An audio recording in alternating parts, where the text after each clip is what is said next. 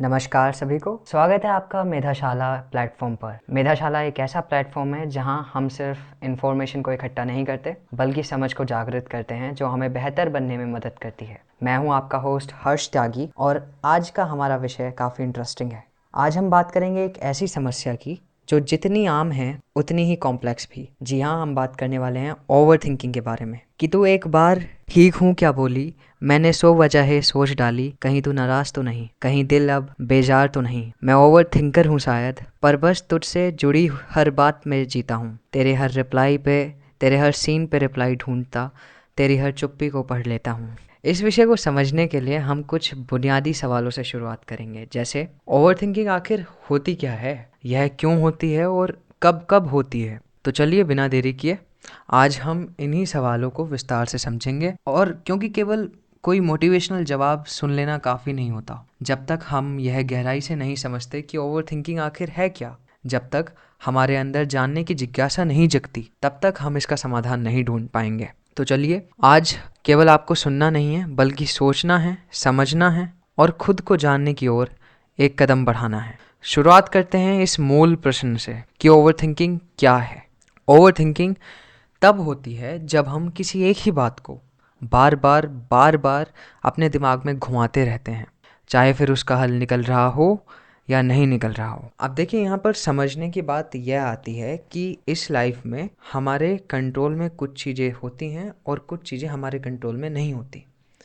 मुझे उम्मीद है कि आप सब इस बात से सहमत होंगे, लेकिन हमारा मन इस फर्क को नहीं समझता। वह इस फर्क को समझने में असमर्थ होता है। मन बार बार उन्हीं चीज़ों की ओर जाता है जो हमारे नियंत्रण से बाहर हैं। जैसे सपोज एक किसान बीज बोता है, लेकिन वह बार बार सोचता है कि बारिश समय पर होगी या नहीं होगी, फसल अच्छी होगी या नहीं होगी। उसकी यह चिंता और बार बार सोचना ही ओवर थिंकिंग है, क्योंकि वह उन बातों के बारे में सोच रहा है जो उसके नियंत्रण में है ही नहीं। हम हर बार उस चीज़ को पकड़ने की कोशिश करते हैं या फिर उस चीज़ को बदलने की कोशिश करते हैं जो हमारे नियंत्रण से बाहर की होती है। यहाँ पर यह समझना बहुत ज़रूरी है कि ओवर थिंकिंग यानी ज़रूरत से ज़्यादा सोचना, सोचने की ही एक एक्सट्रीम प्रोसेस होती है। सोचना जो कि थिंकिंग है, वो हमारे कॉन्शियस होने की एक कैरेक्टरिस्टिक है, पर वहीं पर ओवर थिंकिंग हमारे अनकॉन्शियस होने की कैरेक्टरिस्टिक बन जाती है। हम इंसानों की एक खासियत है और यह फ़ायदेमंद होती है जब हम कॉन्शियसली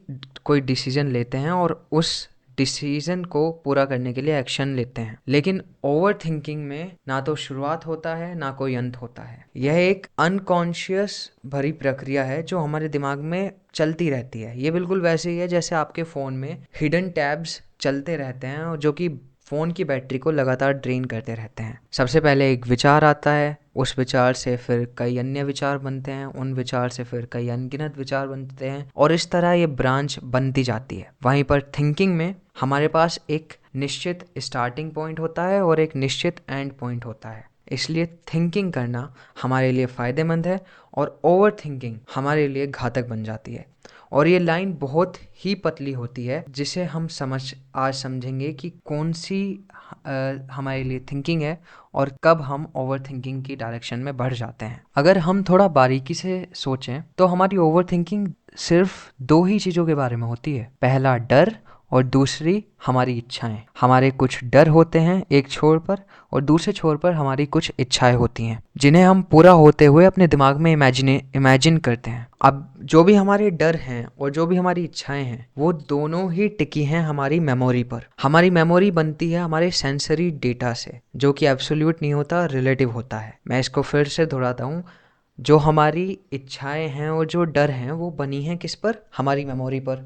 और हमारी जो मेमोरी है वो बनी है डेटा से। डेटा जो हमारे 5 सेंसेस के थ्रू आ रहा है, जो कि लिमिटेड है, रिलेटिव है, एब्सोल्यूट नहीं है। इसलिए जो उससे डर बना है और जो डिज़ायर बनी है वो अनरियलिस्टिक ही होगी। बहुत कम चांसेस हैं कि वो रियल हो या एब्सोल्यूट हो। यहाँ पर मैं थोड़ा गहराई में जा रहा हूँ, लेकिन आप थोड़ा समझने का प्रयास कीजिएगा कि हमारी ओवरथिंकिंग दो ही चीज़ों पर टिकी है, एक हमारा डर और एक हमारी इच्छा। या तो हम किसी चीज़ को खोने से डर रहे हैं कि कहीं वो मुझे छोड़ कर ना चला जाए, कहीं मेरी नौकरी ना चली जाए अगर मैं असफल हो गया तो। यह भविष्य की आशंका है जो मन में डर पैदा करती है। या फिर हम अपनी ही इमेजिनेशन बना रहे हैं ऐसी चीज़ों की जो कभी सच ही नहीं हो सकती। जैसे कोई पास्ट में तुम्हारे साथ कोई घटना हो गई और अब तुम उसे बदल तो नहीं सकते, लेकिन बार बार वही थॉट अपने माइंड में रिपीट कर रहे हो। यह अनरियलिस्टिक इमेजिनेशन है, एक ऐसा भ्रम जिसे हमारा मन बार बार रचता है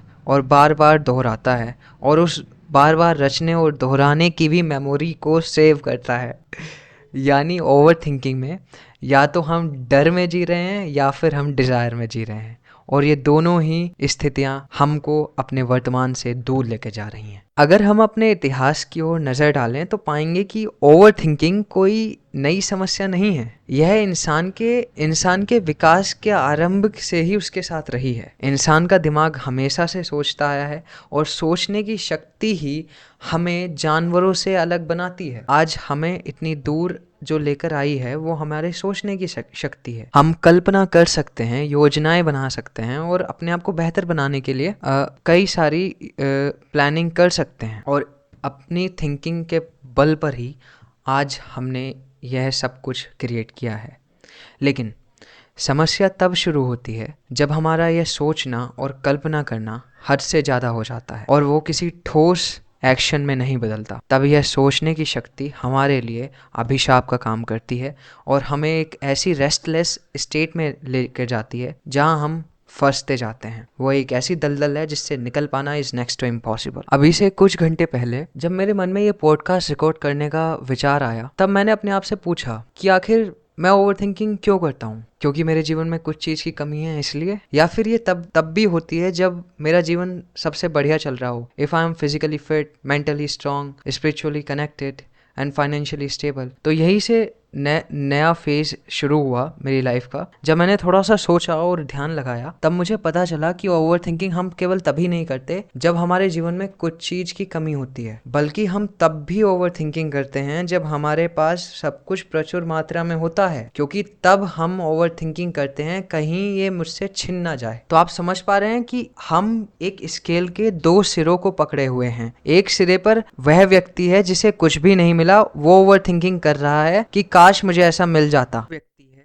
जो कि मिलियनर है, बिलियनर है, और उसको ओवर थिंकिंग होती है कि कहीं उससे ये सब छिन ना जाए। पहले व्यक्ति को इसलिए नींद नहीं आती कि कल का दिन कैसे कटेगा यह सोचकर, और वहीं पर दूसरे व्यक्ति को यह सोचकर नींद नहीं आती कि जो मेरे पास आज है वो कहीं छिन ना जाए। तो ये दोनों ही ओवर थिंकिंग की रूट्स हैं। अब मुख्य सवाल की ओर बढ़ते हैं कि ओवर थिंकिंग से बाहर कैसे निकलें। हमने ये जान लिया कि ओवर थिंकिंग क्या है, क्यों है और कब कब होती है, लेकिन अब इससे बाहर निकलने का केवल एक ही रास्ता है, और वो है आज में जीना। केवल एक ही रास्ता है ओवर थिंकिंग से निकलने का, और वो है आज में जीना। आज में जीने का मतलब सिर्फ ये नहीं होता कि अपने बीते कल को भूल जाएं या भविष्य की चिंता ही ना करें, वो पागलपन होगा। बल्कि इसका मतलब यह है कि आपका मन, शरीर और ध्यान तीनों इस पल में मौजूद हों। कहीं ऐसा ना हो जैसा आपके साथ बचपन में होता था कि आप लेक्चर हॉल में बैठे हैं, अपने टीचर के लेक्चर तो सुन रहे हैं, लेकिन आपका ध्यान घर पर है या मूवी हॉल में है। जब आप कुछ सोचते हैं तो आप हर समय, और ये 99% हर समय होता है, या तो हम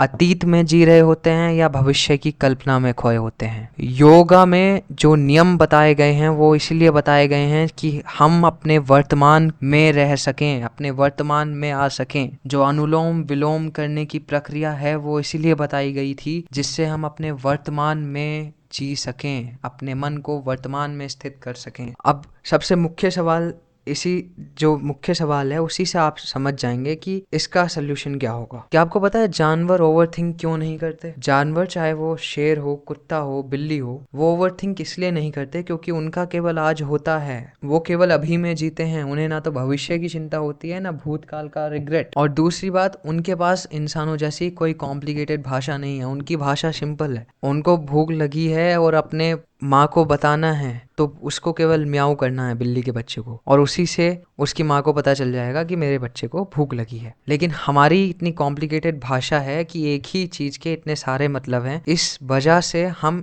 एक ही थॉट से कई अनगिनत थॉट्स क्रिएट कर सकते हैं। जानवर सोचते कम हैं और महसूस ज़्यादा करते हैं, इसलिए वो ओवर थिंकिंग के जाल में फंसते नहीं हैं। वे डरते हैं लेकिन वो डर खत्म होते ही वापस शांत भी हो जाते हैं, इंसानों जैसा नहीं जो डरते हैं और उस डर की मेमोरी को अपने माइंड में सेव रखते हैं और वो मेमोरी बार बार रिप्ले होती रहती है जो उनके आगे बढ़ने का कारण नहीं बन पाती। मोस्ट पीपल इसलिए फेल होते हैं और मीडियोकर लाइफ जीते हैं क्योंकि वो अपने डर से ओवरकम नहीं कर पाते। उनके माइंड में वही डर रिप्ले होता रहता है कि कहीं यह दोबारा घटित ना हो जाए, और यही अल्टीमेटली उनका कंफर्ट जोन बन जाता है जो मेंटल इनर्शिया का कारण है। इसलिए बहुत ज़रूरी हो जाता है ये समझना कि ओवर थिंकिंग केवल हमारी मेमोरी पर बेस्ड है जो कि लिमिटेड है और मेमोरी को चेंज किया जा सकता है। ओवर थिंकिंग एक हिडन प्रोसेस है, अनकॉन्शियस है प्रोसेस है, और इससे निकलने का केवल एक ही मार्ग है